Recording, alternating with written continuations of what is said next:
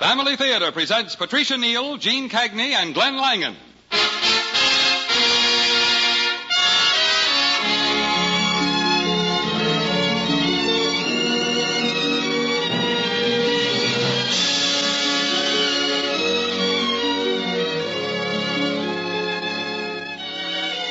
From Hollywood, the Mutual Network, in cooperation with Family Theater, presents Gene Cagney and Glenn Langan in The Triumphant Exile.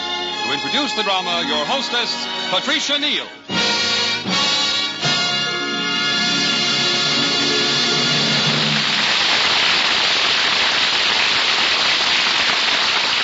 Thank you, Gene Baker. Family Theater's only purpose is to bring to everyone's attention a practice that must become an important part of our lives if we are to win peace for ourselves, peace for our families, and peace for the world. Family Theater urges you to pray. Pray together as a family.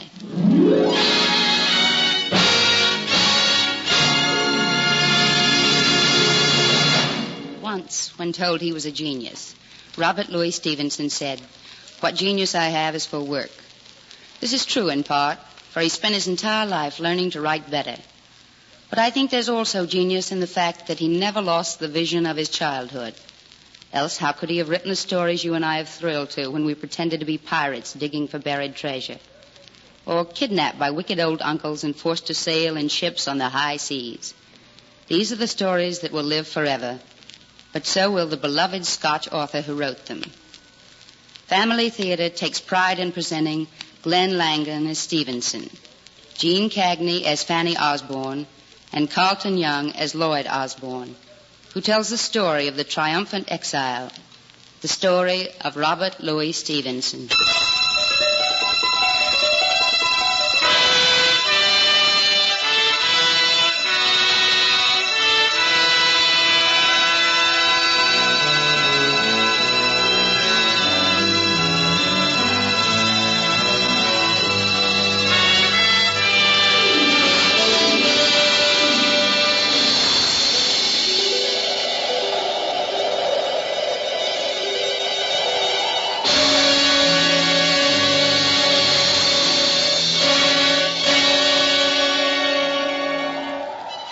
High up on a mountain top, looking away to the sea, is a grave beside a grave. In the distance is heard the roar of the surf and the wind blows. The climb is steep, and it would be unlike most visitors to the island of Samoa to make the climb. But now, as I sit here upon the summit, my thoughts are of this man whose grave I face, and of the woman who sleeps beside him. And suddenly it seemed only yesterday, and before me stretches the new green forest of Fontainebleau in the south of France.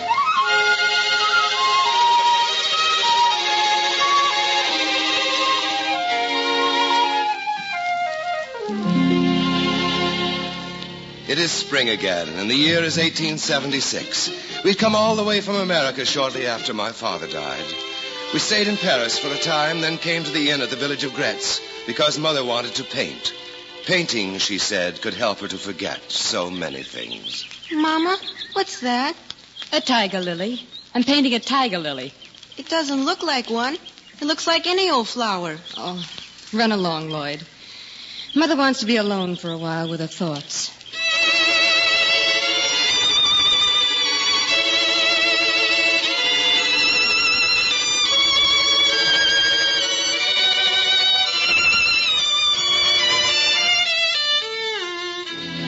I knew my mother was grieving, but I was too young to understand. An artist colony is no place to amuse an 8-year-old boy, and I was restless. I wandered along the riverbank until I came to where there sat a funny-looking man, wiggling his toes in the water and writing in a small notebook. He was tall and thin, with long golden hair, a tiny mustache, and very shabby clothes. I thought he must be terribly poor. Hello, laddie. You got your toes wet. So I have, lad. You must be Lloyd. How do you know? Because your mother is a lady of mystery. Where is she? Painting a silly old picture. I have nothing to do. Then come sit beside me. I'll tell you a story. What kind of a story? Well, let us see, laddie.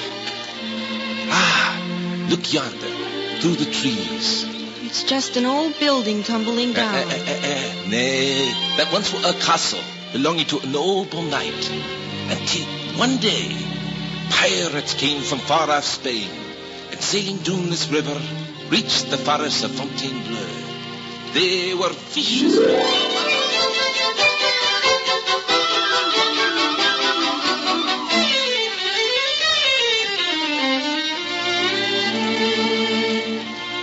Instantly, I idolized this storyteller because there was nothing I liked better than to hear an exciting tale of adventure.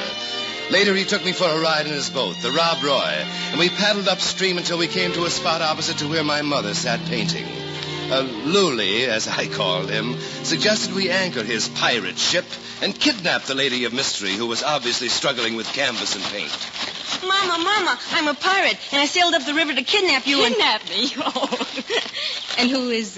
Well, this is Lolly, Mama. He talks real funny, but he tells wonderful stories. Hello. I hope Lloyd hasn't been bothering you. To the contrary, he gained me an opportunity to meet you. Oh? Well, let me introduce myself. I'm Fanny Osborne. And you're from America, and you have 2 children. One who is in school in San Francisco. Yes. And you are the lady of mystery. Mystery? Oh, then you know all about me. Certainly. Why? Why? Because you are the only woman in the colony. Well, is this unusual? Unusual? Do you know you're the only woman who ever come to Gretz? No. Obviously, Americans are uninhibited. Oh, no, I never thought... This colony is for artists. But I am an artist. Huh? Let me see. No. No, why? You are not an artist. Why, you... But you do remind me of that flower you are painting. The tiger lily. Delicate, lovely, a passionate color. For a man so young and a stranger, too, you really are quite personal. Well, when one admires a lady as beautiful as you, what is age? And besides, I'm 26. Then you're just plain rude. So I might be. But a man in love can afford to be rude. In love? Yes, a tiger lily. Oh, this is ridiculous. Who are you? Louis Stevenson. Oh, of course. The Scotchman who arrived just last night. Aye, with me cousin Bob. We made the inland voyage down the river between here and Paris. One of you is a writer and the other's a painter. Aye? I heard about you at the inn. Well, since we've heard about each other and since we're so well acquainted, how would you like to go canoeing? Oh, I don't think that I... Oh, no, yes, Mama, you'll have fun. And Lily can paddle If good. you refuse, we'll have to kidnap you. Oh, no, this sounds too dangerous. All right, Lloyd, come. We'll carry the lady of mystery off to our ship, and then we'll put her in iron and chains. Down in the hole? Aye, aye, laddie, until we've reached sea. Then what? Then, madam, we'll make you walk the plank.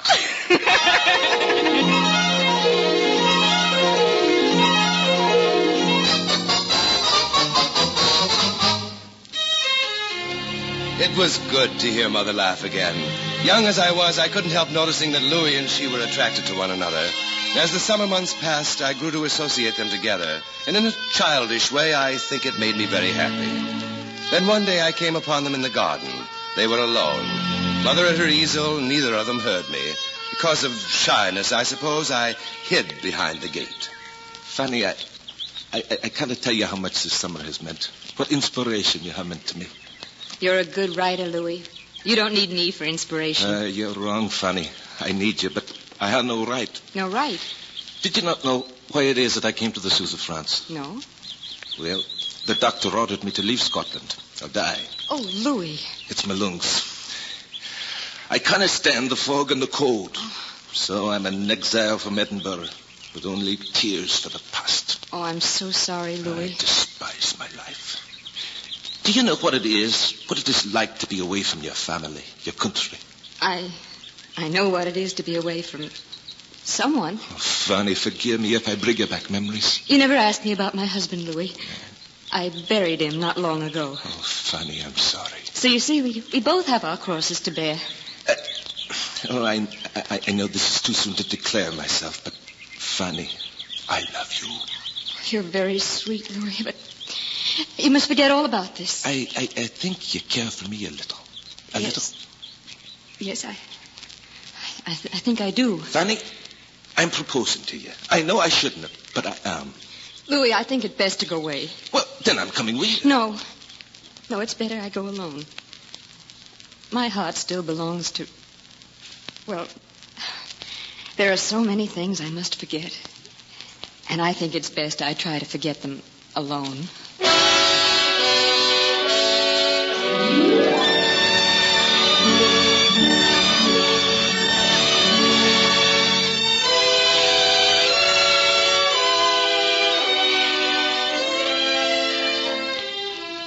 Mother told me our money was almost gone and we were returning to America.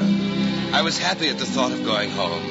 But when the time came to part and we stood at the dock near the ship that was to carry us away, a sudden pain struck at my heart. I thought we would never see him again. He looked so alone standing there. This is goodbye, Louis. I wish you would let me come with you, Fanny. No, it's better to think of this parting as final. You know I never will. Don't you see, Louis?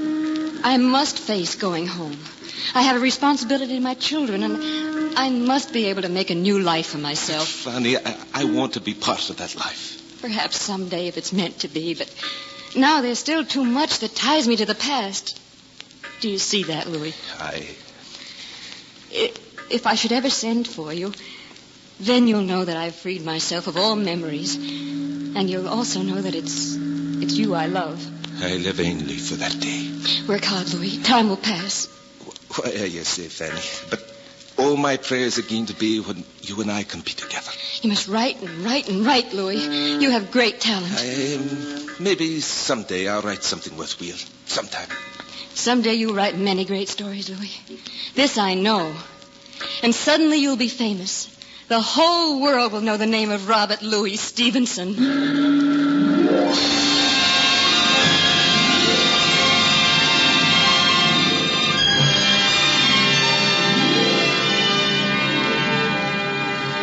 We sailed for San Francisco, and when I was 11, we moved to Monterey, a sleepy old Mexican town down the California coast. What a quandary my mother was in, I'll never know, or the agony that was in her heart. She would sit for hours in the warm sunshine, dreaming perhaps of happier days in Paris and Gretz.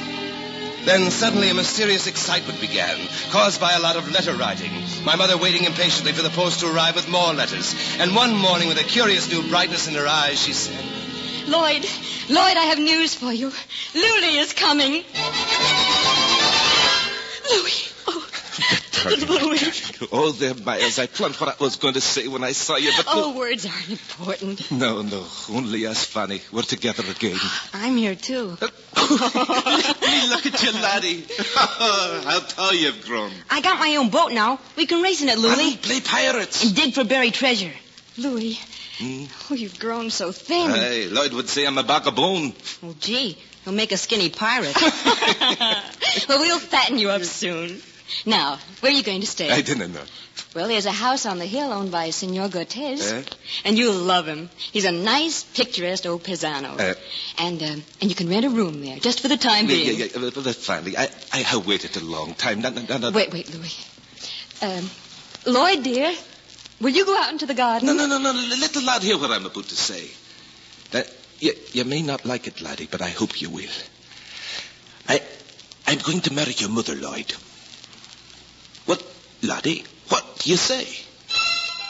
I couldn't utter a word to save my life. I was speechless. I knew I should say something, but what? At last my hand crept into his, and a sense of happiness came flooding over me. From that day forth, Robert Louis Stevenson became my bosom friend.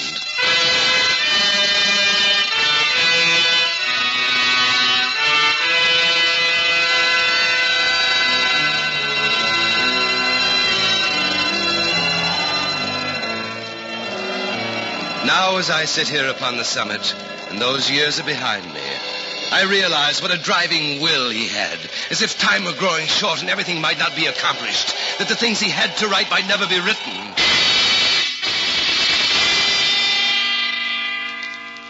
Louis had been in Monterey only 2 days when Senor Cortez brought us the terrible news. Senora Osborne! Senora, open the door! Open the door! What is it, Senor? Oh, you must come quickly. What has happened? Is it Louis? Senor Stevenson, he's very sick. You mean he's had an attack? Si, senora. Is he dying? I do not know, senora. We must get a doctor quickly. Come, there's no time to lose.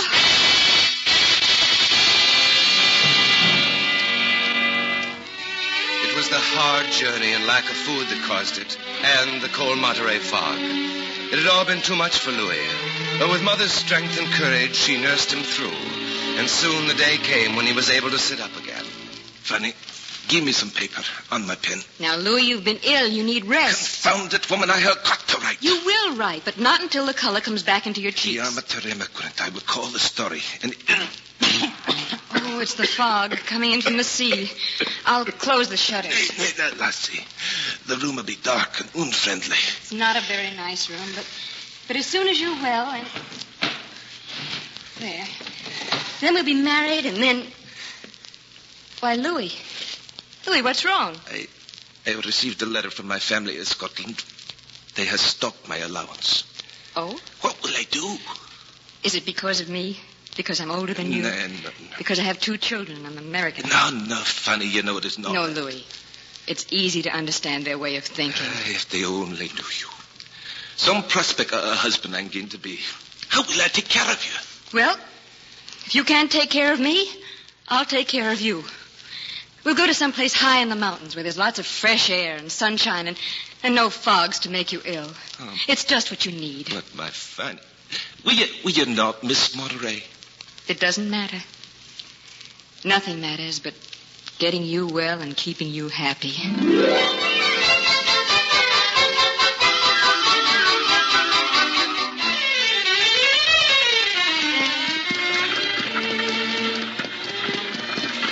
Here we are, Louis. This is it. This is Silverado. And there's the bunkhouse we're to use. Our new home. You can't mean it. There are no windows in the place. Gee, it's falling down.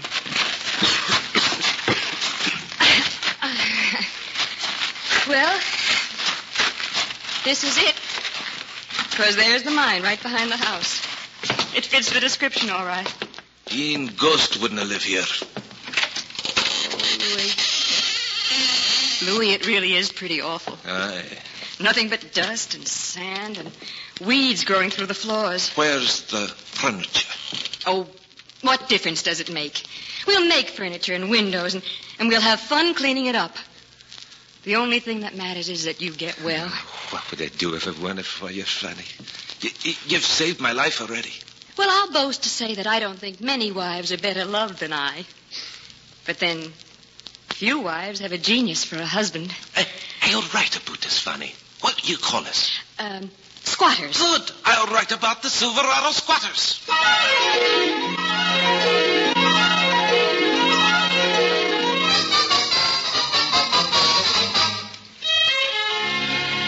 That was the beginning of our living the life of gypsies. For as soon as Louis completely recovered, we set sail for Scotland by invitation of his parents, who had forgiven him when they learned how near he was to death. It was then in his home in Edinburgh that the idea for a story came, a story that was to bring Louis fame and fortune. The morning was rainy, and I, hard up for amusement, was drawing a large map of an island. Well, lad, and what have we here? A map. But it's not very good. Certainly it is. Here, let me have a job. Now, this is Spyglass Hill. And this is Rum Cove. And now here we'll put 3 red crosses. And above the map we write Treasure Island. Gee, now it really looks like a map. Pirates. Buried treasure.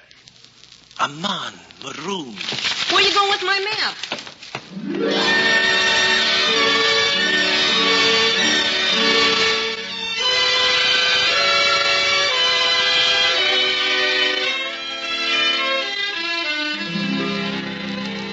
That was the beginning of Treasure Island, which later Louis said he wrote for me.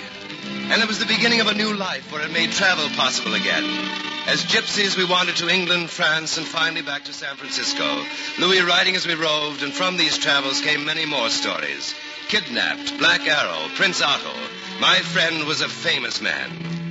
But in spite of his refusal to be an invalid, his illness forced him to bed again. And one night, Mother and I were awakened by loud cries from his room. Louis, what is it? Why did you awake me? I was dreaming a fine bogey tale.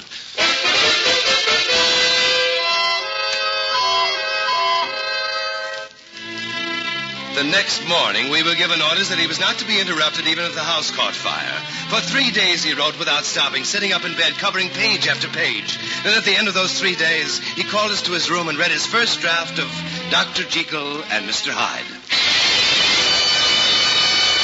Well, and what do you think of it? I think it's wonderful. Good. And you, Fanny? It could have been a masterpiece. Could have been. Yes, dear. You missed the point. What point? Well, you made it a mere story. Aye. You took a good man whom you've called Dr. Jekyll. You gave him a secret drug, and he becomes a bad man called Edward Hyde, a murderer. I know all this. Well, don't you see it, Louis?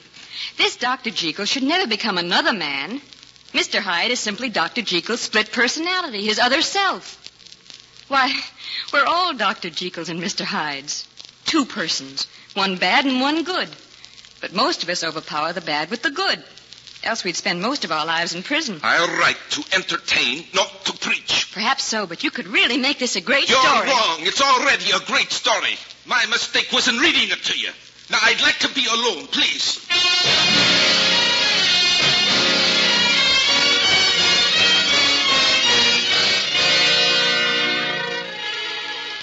It was the first time I'd ever seen him angry. We went into the parlor, and I turned to my mother, but neither of us spoke. She sat pale and desolate, staring into the fire. The room was dead silent. Then, after what seemed like hours, we heard him descending the stairs. He was carrying the manuscript. He crossed the room and threw it into the fire. Louis, what are you doing? You were right, Fanny. After I reread the story, I discovered I had missed the point. Fanny, can you forgive my temper? I'm afraid the Mr. Hyde came out in me. Certainly, dear. My darling. Because of your wonderful help, this story will be a masterpiece.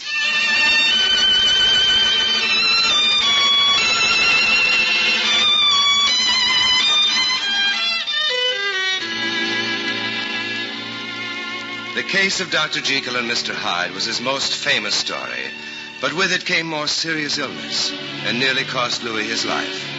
Once again, he was ordered south. I remember him saying, "Keep me well until I'm 40, and I'll live to 90. We sailed to Hawaii, the Gilberts, Australia, and back. Then, because Louis and Mother felt they had found the place where they could be truly happy, we hired natives and built a rambling house at the foot of Mount Vaea, and we made Samoa our home. Fanny, it is the Garden of Eden, paradise.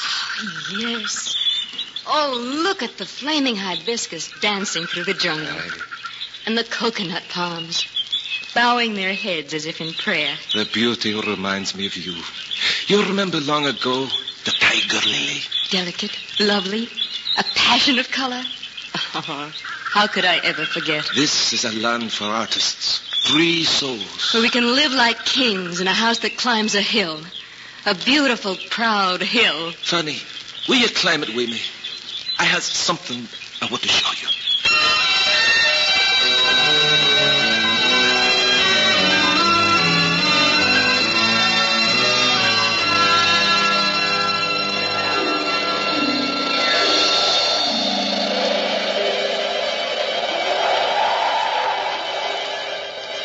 Oh, it's so lonely up here. From this summit, you can look out to the sea. Almost as if you could look across it. Do you miss home, Louis? Aye. Sometimes I feel that I must go back, even if it means my death. Being in exile has had its merit, but I miss Scotland, my family. Do you not miss San Francisco? No, not really. San Francisco wouldn't be home unless you were there. You never been sorry, then, being married to me? Sorry? Oh, Louis, my life has been beautiful. We've had the world together. What more could we ask? I guess we've had wonderful experiences, you and I. And left many friends on every continent. You know, it makes a man feel important, as if he had accomplished something in life before he dies. This wind, it gives me a cold chill. Let's go back to the house. No. Wait. I have something to tell you, Fanny. You see, you and I have always lived in the fear of my death. Well, when it comes, I want you to bring me back here to the summit. And when your time comes, my darling, I want you to come back here and sleep beside me. For together we can eternally look out to the sea, toward home.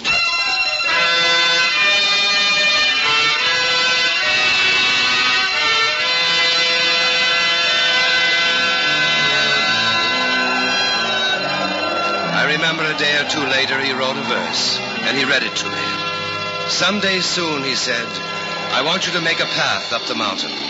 And when I die, you're to bury me there upon the summit. And this verse is to be inscribed there in bronze. Under the wide and starry sky, dig the grave and let me die. Glad did I live and gladly die, and I laid me down wi' a will. This is a verse ye grave for me. Here he lies where he longed to be. Home is the sailor, home from the sea, and the hunter, home from the hill.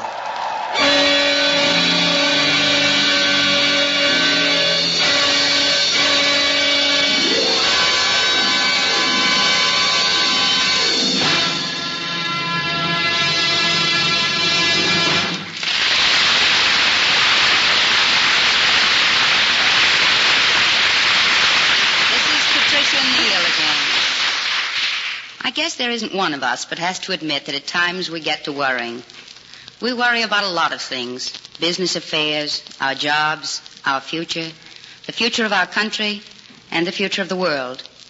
And when we pick up the papers and see accounts of the horror of war, when we see that 1 marriage in 3 goes on the rocks, when we see reports about juvenile delinquency, we even begin to worry about our own family. Yes, there are many things today that tend to separate a family. That's why we need all the help we can have to bring our families together. There's nothing that will bring a family closer in unity and understanding than the simple, the common bond of trust and faith in God. The simple expression of that faith, the daily practice of family prayer, is the greatest inspiration and example we can give our children. Family prayer can and will bring God's blessing on our home, the blessing of harmony and understanding. Because a family that prays together stays together, and a world at prayer will bring a world at peace. More things are wrought by prayer than this world dreams of.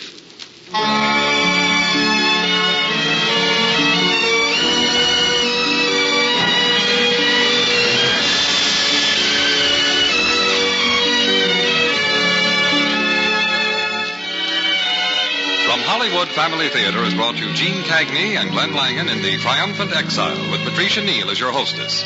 Others in our cast were Carlton Young, Joel Nessler, and Paul Duboff. The Triumphant Exile was written by Dale Newton Whitney, with music composed and conducted by Harry Zimmerman, was directed for Family Theater by F.J. Mansfield. This series of Family Theater broadcasts is made possible by the thousands of you who felt the need for this type of program, by the Mutual Network which has responded to this need, and by the hundreds of stars of stage, screen, and radio who have so unselfishly given of their time and talent to appear on our Family Theater stage. To them and to you, our humble thanks.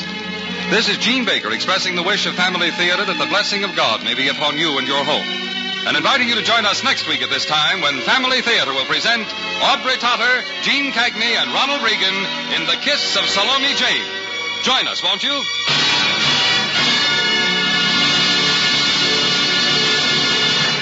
Family Theater is broadcast throughout the world and originates in the Hollywood studios of the world's largest network, the Mutual Broadcasting System.